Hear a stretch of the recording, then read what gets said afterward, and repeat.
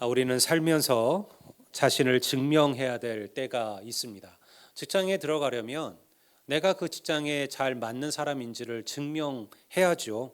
또 가정을 꾸미려면 내가 그 가정을 잘 지키고 돌볼 사람인지를 또 서로에게 증명해야 합니다.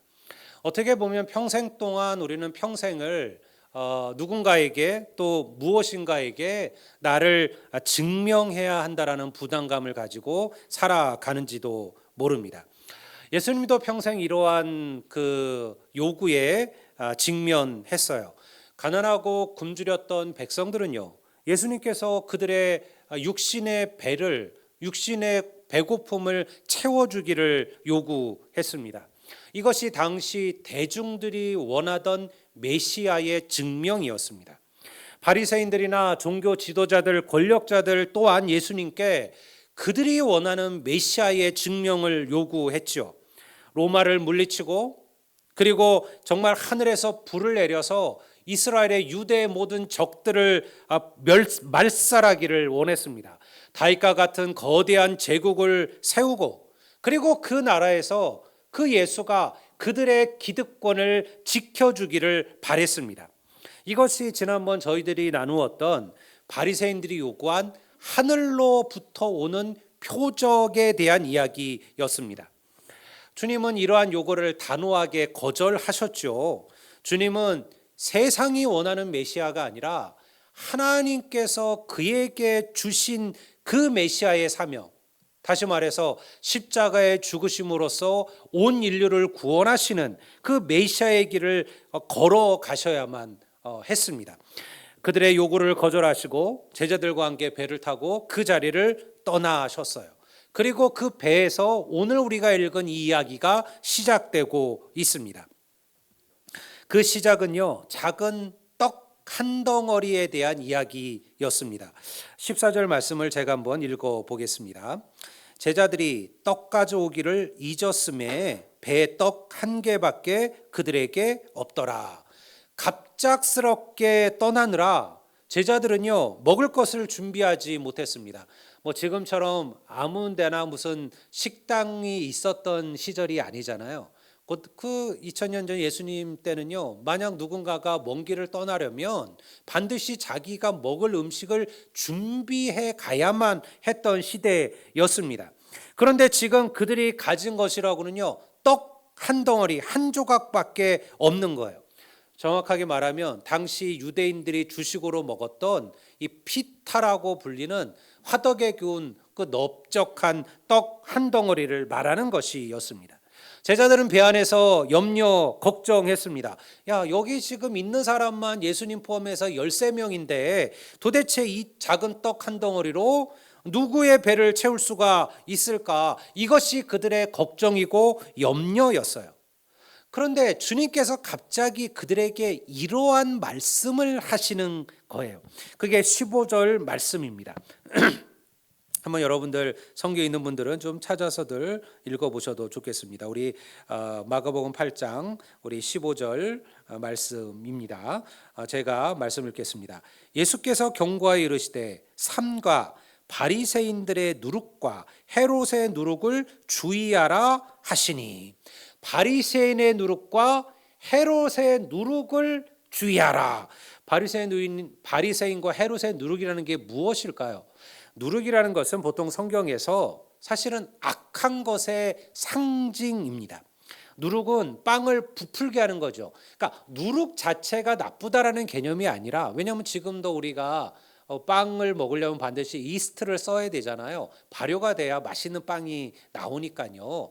그런 의미에서, 좋은 의미에서의 누룩의 개념이 아니라 성경에서 말하는 이 누룩을 얘기할 때는요, 이거는요, 본질을 부풀리고 가리게 만드는 어떠한 성질을 얘기하는 것이죠. 그래서 성경에서 누룩은 진실을 가리고 거짓된 것으로 그 중심을 보지 못하게 만드는 것들, 이런 영적인 의미를 갖고 있는 거예요.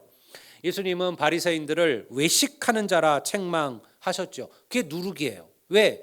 그들이 입으로는 하나님을 찾았지만 그들의 마음은 하나님으로부터 멀어졌다는 것이 주님의 책망이셨어요. 너희들이 주여 주여 하는 자마다 하나님 나라에 들어갈 것이 아니라 아버지의 뜻대로 하는 자라야 그리하리라. 그들이 입으로는 주님을 찾지만 그들의 마음은 하나님께 멀어 있다는 거예요. 그것이 바로 바리새인들의 누룩이었습니다. 헤롯의 누룩도 마찬가지였지요. 헤롯은 하나님을 두려워하면서도 결국 사람들의 어떠한 그 지지와 자신의 자존심 때문에 세례요한, 죄 없는 세례요한이 죄가 없음을 알면서도 그를 목을 잘랐던 인물이 바로 헤롯입니다. 그리고 예수님의 기적을 보면서 그 자신이 죽였던 헤롯이 세례 요한이 다시 살아났다 두려워한 이가 바로 헤롯이죠. 둘 다 예수님을 제대로 알지 못하고 자신들의 오해와 그리고 생각으로 예수님을 잘못 이해하던 자들의 대표적인 사람들이었습니다. 주님은 바로 그것에 대하여 경고하시는 거예요. 만약 너희들이, 예수님은 지금 제자들이 떡 때문에 걱정하고 있는 것을 알고 계셨어요. 그래서 그것을 통하여 주님께서는 영적인 가르침을 그들에게 주고 계신 거예요. 만약 너희들이 바리새인들처럼 나에게 정치적이고 군사적인 너희들의 필요를 위한 메시아를 원한다면 너희들도 역시 그들처럼 그러한 불신앙에 빠지게 될 것이다. 그러니 경계하고 주의하라. 그렇게 가르치신 것이죠.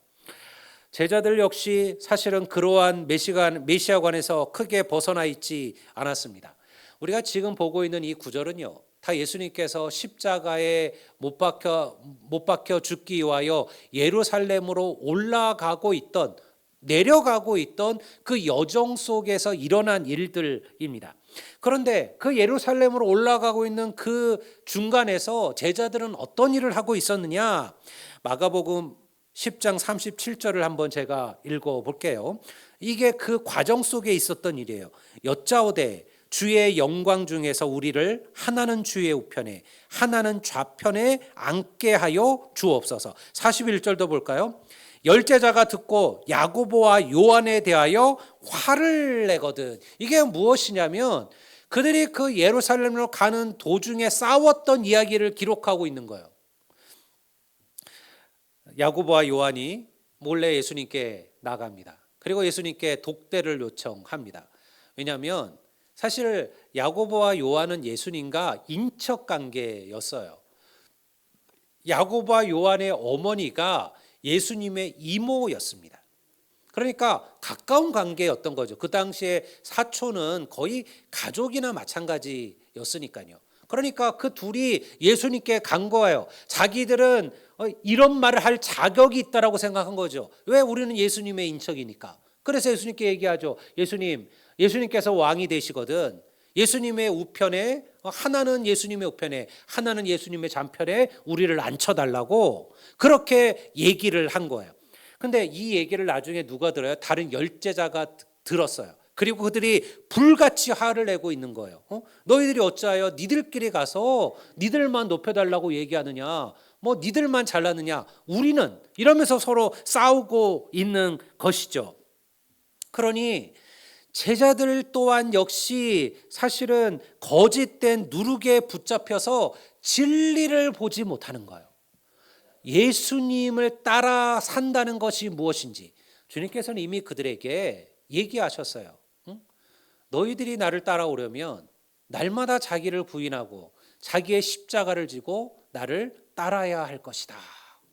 이렇게 얘기하셨건만 그들은 그런 얘기는 듣고 싶어 하지를 않는 거예요. 그저 주님이 왕 되시면 내가 주님의 오른편, 내가 주님의 왼편, 이것만 생각하고 있었다라는 것이죠. 어쩌면 우리 역시 잘못된 복음을 붙들고 살아가고 있는지도 모릅니다.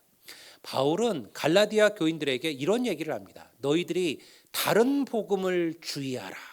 다른 복음을 주의하라. 우리는 여전히 영광의 복음을 갈망하죠. 예수 믿는 것이 세상에 복을 가져다 줄 것이라고 기대합니다. 주님과 함께 영광의 길을 걷는 것은 좋으나 주님과 함께 고난의 길을 걸어가는 것은 거절하죠. 장차 하나님 나라에서 받게 될 영원한 상급보다 지금 내가 사는 이 세상에서 내게 부어질 세상의 복을 기대합니다. 이것이 오늘 우리가 원하는 축복이고 이것이 복음이에요. 예수 믿으면 무조건 다 잘 될 것이라 생각하죠. 그런데 여러분, 성경은 절대 그렇게 이야기하지 않습니다. 예수 믿는 것은 쉬운 일이 아니에요.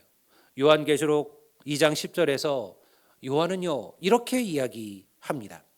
죽도록 충성하라. 그리하면 내가 생명의 관을 내게 주리라. 여러분, 우리가 생명의 관을 주께 받으려면 어떻게 해야 된다고요? 그냥 충성하는 게 아니에요. 어떻게? 죽도록 충성을 하는 거예요. 그냥 충성하라도 아니고요. 충성하는 것도 어려운데 그냥 충성이 아니라 죽도록 충성하는 거예요. 그래서 예수 믿는 것은요 쉽지 않습니다. 예수를 믿는다는 것은 죽을 마음으로 감당해야 되는 일이에요. 여러분, 죽는 일이 쉬울까요? 죽을 때까지 충성하는 게 믿음이라는 거예요. 목사에게 충성을 하는 것이 아닙니다. 하나님을 위해, 주를 위해, 우리의 생명의 구원자 되신 주님을 위해 죽도록 충성하는 것. 여러분, 하나님께서 그런 이들에게 생명의 멸관을 준비하고 계심을 믿습니다. 그러니요, 이게 쉬운 일이라면 죽도록이라는 말을 왜 썼을까요? 쉽지 않다라는 거예요. 사단은요 끊임없이 교회와 성도를 미혹합니다. 우리에게 편한 길을 가라고 이야기합니다. 여러분, 내가 예수 믿으면서 나는 예수 믿는 게 안 힘들어, 나는 예수 믿는 게 하나도 어려움이 없어, 나 예수 믿는 거 뭐 그렇게 힘든 거 없는데 라고 생각하신다면요 돌아보셔야만 합니다. 그것은요 내가 그 힘든 길을 스스로 피하고 있는 건지도 모르는 거예요. 너도 세상 사람들처럼 그렇게 살아가도 된다라고 사단은 얘기하겠죠. 적당히 하나님과 세상을 섬기라고 얘기할 겁니다. 하나님을 떠나라고 말하지 않습니다. 너 하나님 잘 섬겨. 하지만 야, 그렇다고 세상 버릴 필요 없어. 그렇다고 너가 너의 이익과 너의 즐거움을 포기할 필요가 없어. 그러니 하나님도 섬기고 그니 세상도 섬기며 그렇게 살아가라 얘기할 겁니다. 다른 이들처럼 너를 위해 좀 이기적으로 살라라고 하겠죠. 하늘의 복보다 이 세상의 복이 우리가 받아야 할 진짜 복인 것처럼 우리를 미혹할 것입니다. 이것이 바리새인과 헤롯의 누룩이에요. 성도 여러분, 다른 복음은 없어요. 복음은 복음이에요. 여러분, 다른 복음은 다 거짓이고 다 가짜예요. 그 복음이 다른이라는 이름을 붙드는 순간 우리는 잘못된 길을 걸어가는 거예요. 오늘 우리가 오직 붙들어야 될 것은 바로 예수 그리스도의 십자가와 그 은혜임을 믿으시기를 주의 이름으로 축원합니다. 그 다음을 볼까요? 이런 주님의 가르침을 제자들은요 전혀 이해하지를 못했어요. 왜 그럴까요? 그들의 마음이 이미 다른 곳에 가 있기 때문에 그렇습니다. 16절을 제가 보겠습니다. 제자들이 서로 수군거리기를 이는 우리에게 떡이 없음이로다 하거늘. 예수님께서는 제자들에게 바리새인과 서기관들의 헤롯의 누룩을 조심하라, 경계하라 얘기했더니요 제자들은 지금 전혀 다른 얘기를 하고 있는 거예요. 아, 예수님께서 우리에게 떡이 하나밖에 없다는 걸 아셨구나. 왜 너희들이 이미 가기 전에 제대로 준비하지 못했느냐고 우리를 책망하시는구나 라고 생각했다는 거예요. 그러니까 주님이 하신 이야기하고는요 전혀 다른 이야기들로 그들은 예수님의 메시지를 받고 있었던 겁니다. 주님은 그가 누구인지 모르는 제자들에게 바리새인이나 또 헤롯을 빌어 진짜 주님이 어떤 분이신지를 깨달으라고 말씀하고 있는데요. 제자들은요 아직도 여전히 떡에 그들의 마음이 머물러 있는 것이죠. 그들은 자신이 보고 싶은 것만 보고 듣고 싶은 것만 듣고 있었던 겁니다. 이 이야기가 언제 있었던 이야기라고 제가 했었나요? 주님께서 떡 7마리와 또 보리떡, 떡 7개와 물고기 2마리로 4,000명을 먹이신 그 기적과 이어지는 이야기입니다. 제자들은 자신의 눈으로 예수님께서 고작 몇 마리의 물고기와 몇 개의 떡으로 4천 명을 먹이고, 그리고 그 남은 것들을 광주리에 모으는 것들을 직접 보았어요. 그러면서도 지금 그들이 뭘 걱정하고 있어요? 우리가 떡이 하나밖에 없구나, 우리가 먹을 것이 없구나, 이것을 염려하고 있었다라는 것이죠. 진정한 생명의 떡이신 예수님을 그 배에 모시고 있으면서도 우리가 먹을 것이 없도다 염려하고 있었다라는 겁니다. 죄송합니다. 오죽하면 주님께서 제자들에게 이렇게 말씀하셨을까요? 너희가 눈이 있어도 보지 못하며 귀가 있어도 듣지 못하는구나. 아직도 내가 누군지 깨닫지 못하느냐. 이 주님의 이 안타깝고 답답한 마음이었어요. 아무리 생명의 진리를 얘기하고 아무리 하나님 나라의 얘기를 이야기해도 그들은 하나님 나라의 진리를 들으려 하지 않고 그저 자기 좋은 대로만 생각하고 있었다라는 겁니다. 성도 여러분, 우리가 예배 교회에 있다고 해서, 예배에 참여하고 있다고 해서요, 우리가 다 주님을 아는 것은 아니에요. 어떤 이들은 하나님의 말씀을 들으면서도 자기가 듣고 싶은 것만 듣죠. 그리고 자기가 필요한 대로만 해석을 합니다. 전능하신 하나님을 우리 아버지로 모시고 살면서도요, 우리는 여전히 낙심하고 낭망하죠. 무엇을 먹을까, 무엇을 마실까, 무엇을 입을까 때문에 염려합니다. 마치 생명의 떡의 근원이신 예수님을 모시고 있으면서도 그 한 번 한 덩어리의 떡 때문에 염려하는 제자들처럼 하죠. 여러분, 먼저 하나님의 나라와 하나님의 의를 따라가십시오. 그리고 그 길을 쫓으십시오. 그러면 하나님께서 우리에게 필요한 것들을 채워주시고 부어주실 것임을 믿습니다. 믿음은요, 바로 예수님을 제대로 아는 것에서부터 시작하는 거예요. 예수님이 가르치셨던 말씀과 그분이 살아가셨던 삶을 알아야만 합니다. 교회에서 우리가 하는 모든 일들은요, 이 일을 하는 거예요. 도대체 예수님이 어떤 분이시냐? 여러분, 우리가 성경 공부를 하면서 그냥 성경 공부가 그 옛날 2000년 전 예수님은 이런 곳에 사셨고 이런 일을 하셨고 그리고 또 이런 문화고 이러한 시대였다, 이걸 배우려고 하는 게 아니죠. 그러한 시대 속에서 우리는 예수님이 누구신지를 배워가는 것입니다. 그리고 내 삶 속에서 그 예수님의 삶을 실천하고 그리고 그 말씀대로 살아가야 하는 것이죠. 주님을 제대로 알지 못하면요, 우리의 믿음은요, 맹목적이 됩니다. 이단들이죠. 여러분, 이단들을 보세요. 그들은요, 맹목적인 믿음을 가져요. 믿음으로만 생각하면 부러울 때도 많아요. 저도 부러워요. 우리 이단들의 일들을 보면요, 어떻게 저들은 저렇게 맹목적으로 그 자신들의 교주를 신뢰하고 그 자신들의 믿음을 진리라고 믿고 저렇게 열심히 살아갈까? 예수 믿는 사람들은 전도 안 하는데 이단들은 전도하잖아요. 목숨 걸고 예배하잖아요. 우리는 일주일에 한 번 예배 오는 것도 버거워하는데요. 여러분, 나가보세요. 수요일마다 여러분들 저 신천지 앞에 수많은 이들이요, 흰 옷을 입고 여러분들 그 교회로 들어가고 있어요. 하루에도 일주일에도 몇 번씩 모여서 몇 시간을 예배하고 기도하고 자기 나름대로 말씀을 공부하죠. 그런데 그게 뭐가 문제예요? 그건 맹목적인 믿음이라는 거예요. 그들은 주님이 누군지 모르는 거예요. 그러니까 그들의 믿음은요, 본질을 잃어버린 겁니다. 여러분, 믿음은요, 하나님을 제대로 아는 것으로부터 시작하는 거예요. 우리는 수없이 내가 가지고 가고자 하는 길들과 주님이 내게 가르쳐주신 길이 다를 때를 만나게 돼요. 주님이 내게 원하시는 그 길을 가려면 내가 희생해야 되고 손해봐야 한다는 것을 알게 되죠. 그러나 우리가 주님이 누구신지를, 어떤 분이신지를 제대로 알기만 한다면 여러분, 우리도 기쁨으로 즐거움으로 여러분들 그 사명의 길을 걸어가게 될 줄을 믿습니다. 이것이 21절의 말씀이에요. 주님이 이렇게 말씀하신 거예요. 아직도 이르시되 아직도 깨닫지 못하느냐. 아직도 깨닫지 못하느냐.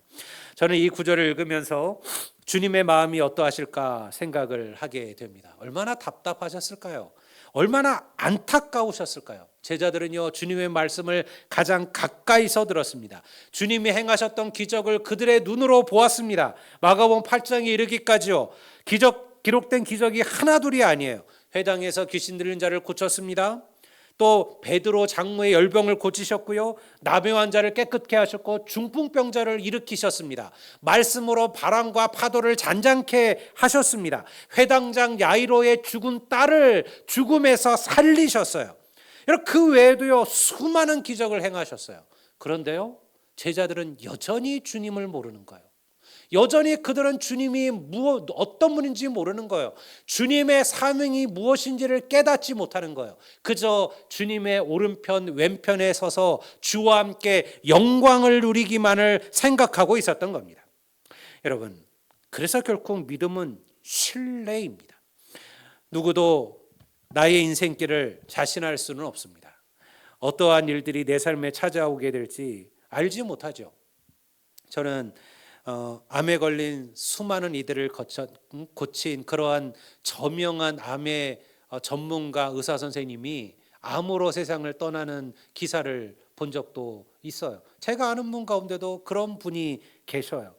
수많은 이들의 암을 고쳤지만요, 그러나 자신의 몸에 암이 퍼지고 있음을 몰랐어요. 그리고요, 결국은 사실은 그 암으로 사망을 했죠.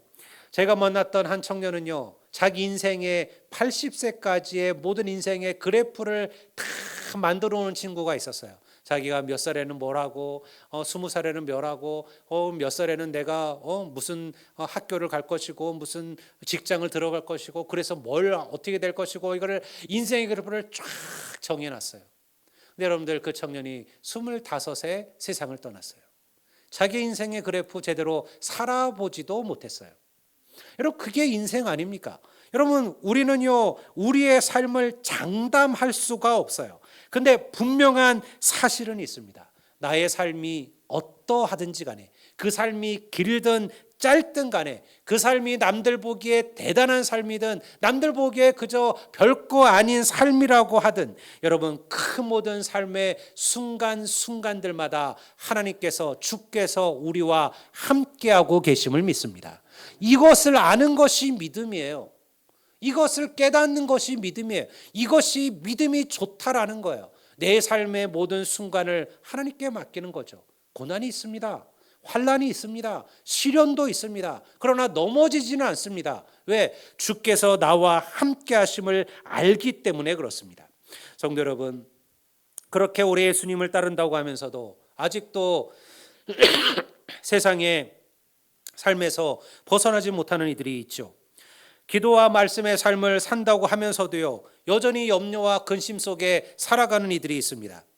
주님께서 주신 놀라운 은혜를 경험했으면서도요, 아직도 하나님께 더 가까이 나아가지 못하는 이들이 있습니다. 매일 예배에 참석하고 기도하면서도요, 실상 하나님께서 자기의 삶에 한 번도 우선순위가 돼본 적이 없는 그리스도인들이 얼마나 많은지 모릅니다. 그저 내게 필요한 거, 내가 좋은 거, 내가 즐거운 거에는 얼마든지 시간을 내고 얼마든지 물질을 내놓고 얼마든지 나의 삶을 투자하지만요, 그러나 섬기고 희생하고 봉사하고 주를 위하여 일하는 일에는요, 한 번도 우선순위가 되지 않는다라는 거예요. 왜 그럴까요? 하나님을 제대로 모르시는 거예요. 아직 하나님을 제대로 만나지 못하신 거예요. 하나님이 누구신지를 모르는 거예요. 여러분, 이것이 하나님께서 안타깝게 여기는 거예요. 성도 여러분, 이 말이 우리가 하나님께 뭘 많이 해야 된다라고 말하는 게 아니에요. 하나님께서 나를 얼마나 사랑하시고 아끼는지, 하나님에게 내게 어떠한 존재인지, 내가 하나님께 어떠한 사람인지를 깨달아 아는 것이 하나님의 은혜예요. 그러면요, 여러분, 억지로 시키지 않아도 주의 일합니다. 그러면요, 누가 억지로 하지 말라고 해도요, 기꺼이 하나님의 사명 감당합니다. 왜? 하나님이 나를 얼마나 사랑한지를 알기 때문에 그렇습니다. 성도 여러분, 염려와 근심이 우리를 흔들 때 우리가 해야 될 것은 다시 나를 위하여 행하셨던 하나님의 은혜 안으로 들어가는 것임을 믿습니다. 예수님은 제자들을 책망하지 아니하셨어요. 그에게 주님이 누구신지를 다시 알려주셨어요. 야, 내가 보리떡 5개와 물고기 2마리로 몇 명을 먹이고 몇 광주리를 거뒀더냐. 내가 보리떡 7개와 물고기 2마리로 몇 사람을 먹이고 몇 광주리를 얻었더냐. 이게 주님이 그들에게 하신 말이에요. 왜 걱정하고 왜 염려하느냐. 나를 기억하라라는 거예요. 성도 여러분, 나 같은 일을 하나님께서 얼마나 사랑하셨으며 이런 나를 위하여 하나님께서 어떠한 일을 행하셨으며 어려웠던 나의 인생의 순간들마다 하나님께서 어떻게 나를 인도하셨는지를 다시 기억하시기를 주의 이름으로 축원합니다. 하나님 모르고 살아가던 나를 하나님께서 어떻게 이 자리로 인도하셨는지, 내 삶의 그 많은 어려움의 순간들마다 나를 도왔던 뜻밖의 사람들과 생각하지 않았던 도움의 손길들이 그 우연이 아니라 하나님의 은혜였음을 믿으시기를 바랍니다.